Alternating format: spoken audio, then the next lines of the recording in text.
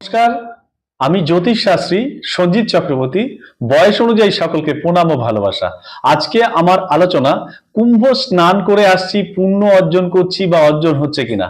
তো পুণ্য তো অর্জন করতে কুম্ভ স্নানে আমরা অবশ্যই যাচ্ছি, কিন্তু কুম্ভ স্নান করে সেই জলটাকে আমরা কিভাবে নিয়ে আসছি এবং জলটাকে নিয়ে এসে আমরা কি করছি।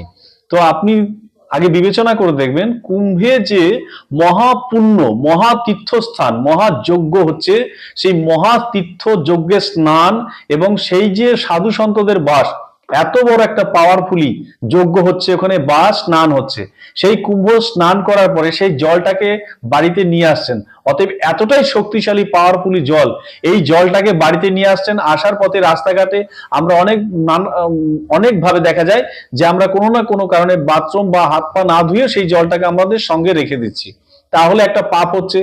এবং বাড়িতে নিয়ে এসে আমরা ঠিক মতো জলটাকে রাখতে পারছি না, রাস্তাঘাটে যে কোনো খাবার দাবার খাচ্ছি এবং সেই হাতেই জলটাকে আমরা সেইভাবে নিয়ে আসছি। অতএব এটা বড় পাপ হচ্ছে। পুণ্য তো হচ্ছেই না, উল্টো আরো পাপ হবে এবং বাড়িতে খুব খারাপ প্রভাবগুলো পড়তে পারে। কারণ এতটাই মহাপুণ্যের জল, ওই স্নানের জল, ওই জল যদি আপনি সেইভাবে নিষ্ঠাভাবে না নিয়ে আসতে পারেন, তো কখনো আনার চেষ্টা করবেন না।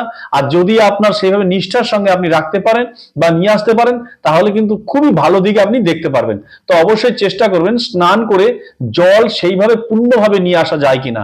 যদি সেই পূর্ণভাবে সুন্দরভাবে যদি আনা যায়, তাহলে জলটাকে এনে রাখতে পারেন, না হলে না আনাই ভালো। তাতে পুণ্যের জায়গায় পাপ আরো বেশি হবে। অতএব ভালো লাগলে শেয়ার করুন। সুস্থ থাকুন, ভালো থাকুন, নমস্কার।